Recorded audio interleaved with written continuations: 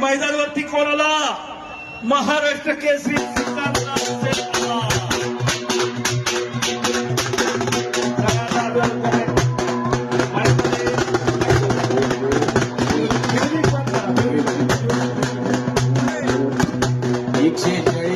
एकशे 42 कोटी असलेल्या